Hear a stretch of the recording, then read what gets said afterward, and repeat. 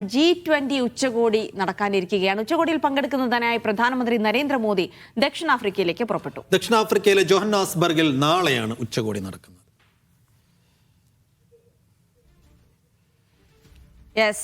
അരവിന്ദ് വിവരങ്ങൾ നൽകും.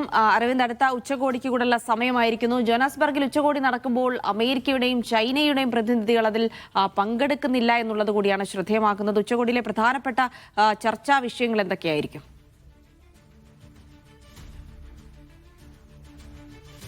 ജിൽസി, അല്പസമയം മുമ്പാണ് പ്രധാനമന്ത്രി നരേന്ദ്രമോദി ദക്ഷിണാഫ്രിക്കയിലേക്ക് യാത്ര തിരിച്ചത്. G20 ഉച്ചകോടിയിൽ പങ്കെടുക്കാനാണ് അദ്ദേഹത്തിന്റെ യാത്ര. ജോഹന്നാസ്ബർഗിൽ, ദക്ഷിണാഫ്രിക്കയിലെ ജോഹന്നാസ്ബർഗിൽ നാളെയും മറ്റന്നാളുമാണ് ഈ ഉച്ചകോടി ചേരുക. വിവിധ രാഷ്ട്ര തലവന്മാർ ഉച്ചകോടിക്ക് എത്തുന്നുണ്ട്. അമേരിക്കൻ പ്രസിഡന്റ് ട്രംപ് ഉച്ചകോടിയിൽ നിന്ന് വിട്ടുനിൽക്കുകയാണ്. യൂറോപ്യൻ വംശജർക്ക് വലിയ രീതിയിലുള്ള അതിക്രമങ്ങൾ ദക്ഷിണാഫ്രിക്കയിൽ നേരിടുന്നുവെന്ന് ചൂണ്ടിക്കാണിച്ചുകൊണ്ടാണ് ട്രംപ് ഉച്ചകോടിയിൽ നിന്ന് വിട്ടുനിൽക്കുന്നത്. മുൻപ് ആസിയാനിലടക്കം ട്രംപ് വിട്ടുനിൽക്കുകയും അതുപോലെ തന്നെ നരേന്ദ്രമോദി പങ്കെടുക്കുകയും ചെയ്തിരുന്നു. അപ്പോൾ ഇത്തവണ G20 ഉച്ചകോടിയിലും ഒരു ട്രംപ് മോദി കൂടിക്കാഴ്ച ഉണ്ടാകില്ല എന്നതാണ് ഏറെ ശ്രദ്ധേയമെന്ന് പറയുന്നത്.